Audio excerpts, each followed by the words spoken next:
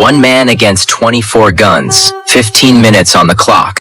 The fight was rigged against him, so he turned his home into the hunting ground. Flashback to the prep, a 1-ton fuel drum lashed down tight. Trenches reinforced with steel, sandbags stacked as the last line. Improvised traps rigged to tear through anyone who charged. Landmines already buried along the only road in. 2 months turning his farm into a giant bear trap. Every inch of dirt was ready to bite. On his laptop he reached his handler Tal, who helped him break through the firewall. The second the link dropped, his signal bounced from Japan to Germany. Then he sent one last message to his brother, brotherhood forever, a vow written in blood between soldiers. Then his location leaked, and the dark web lit up with the price on his head. A Tehran sniper and an old killer both got the coordinates. Staring at the fake trace in Germany, the old killer smirked. In the cabin, our man finished his last cigarette, watching the countdown. Soon, a convoy of armed mercenaries came racing at the farm, ready to party. Downstairs, he cranked the music, the sound drifting out with the smoke. He set up a heavy machine gun in the window. The lead truck hit a mine and flipped instantly. Then the machine gun roared, tearing the air apart. Bullets drilled through the windshields, like a power tool. As they swarmed him, he danced across the room dumping fire. They never touched a door handle, pinned to their seats, dead. With the cabin shot to pieces, he dropped into the basement and locked it behind him. Let the metal storm rain down harder. He set hidden traps and left a faint signal as a little gift. Then he slipped through a tunnel into the dark. Soldiers flooded the cabin, hunting room to room. They had no idea he'd already crawled outside. Their screens said he was still inside the cabin. They opened a door, tripped a mine, and a fireball swallowed the cabin.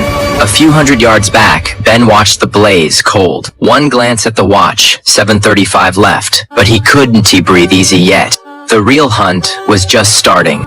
The enemy split, one team charged, one covered. Quietly, he picked them off with his sniper rifle. One clean headshot, but the shot gave away his spot. An M249 opened up on his flank, pinning him flat in the dirt. He was gambling, using himself as bait to draw them out. As they closed in, he fell back while firing. When they stepped inside the kill zone, he blew the buried mines. The blast wiped out the front line, survivors scrambling for cover and firing back. Then the left wood stirred. Another team was in position, time to move. Pinned from the front, if they hit his flank too, he was finished. He grabbed a fresh mag and signaled the move to his second position. But the moment he left cover, a round hit him in the back. The plan fell apart. Retreat became a race for his life. On pure muscle memory, he sprinted to the sniper nest he de-prepped. Just over 3 minutes left. From the high ground he fired down, dropping several of them. But someone crept up on his flank from the shadows, and the sprint had torn his wound wide open. Pain screaming through him, Ben watched them close in, then sent his last grenade tumbling down on them. Slipping out of consciousness, Ben knew he was done. No way out, no strength left. He just watched them surround him, too weak to even raise his rifle. Then, right then, Captain Reese and his SEAL team dropped in like the cavalry and tore into the fight. Those familiar shapes, that same steady tactical formation. Under Reese's cover, the team opened up and cleared the field fast.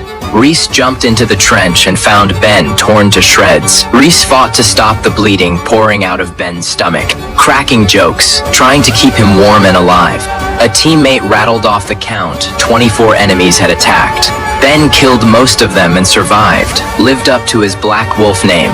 Barely breathing, Ben got out a few words. The bearer bonds were hidden under the haystack. In an instant, Reese understood. These insane 2 months, this whole hunt he'd staked his life on, was all to clear his name. Back on that mission, the old boss framed Ben and pocketed a crate of bearer bonds worth $55 million. To protect the team, Ben took the fall alone and vanished right up until today.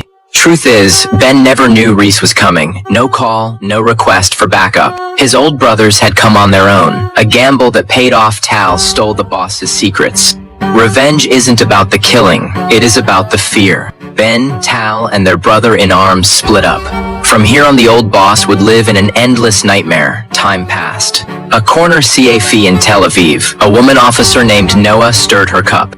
The red string on her wrist stood out, a gift from her mother. Outside the window, Ben watched her quietly. No reunion, just protection. Cut to the Vietnam Memorial in D.C. The man behind it all, Cudson, sneered into his phone.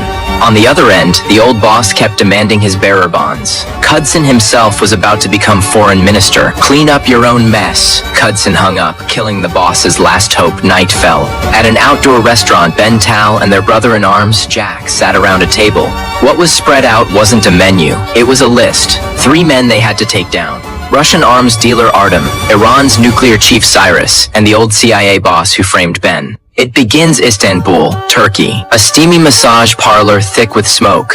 Artem lay face down enjoying an oil rub-down. He never heard Jack close in behind him. One cold flash of steel, and Jack ended it in silence. Artem never knew what hit him. Lights out. Tehran, Iran. Beside a soccer field, Cyrus cheered for his son. Ben rode past on a motorcycle. One brush of his hand and Cyrus's car became a death trap. A fireball shot up, gone in an instant. Winchester, Virginia, the CIA man, the old boss, finished a round of golf. He came back to his grand estate. As he walked into the dim dining room, he found Ben sitting at the bar, waiting. The two locked into a tense mental standoff. The boss poured 2 whiskeys, spinning wild political stories to defend himself. He brought up 1983. The Beirut barracks bombing that killed tons of Marines, raging about how weak the US government was. The boss's insane plan was to hand nuclear tech straight to Iran, using it as an excuse to spark a nuclear war and topple the Iranian regime for good. He called it revenge to save innocent people. Ben coldly called out the lie. The boss dropped the act, accusing Ben of doing whatever it took to kill his enemies. He even admitted trying to kill Ben in Zurich, but killing the girl Elisa by mistake. "You and I are the same," the boss roared. Ben's eyes went ice cold. Ben yanked a file from his bag and slammed it down. Hard-proof Tal had dug up. The boss had sent the Holy City Army to hunt Ben down in Germany. But Ben didn't draw. He handed down a crueler sentence. Humiliated, the boss roared, begging Ben to just shoot him. Ben ignored him, walked into the dark estate, and shut the door.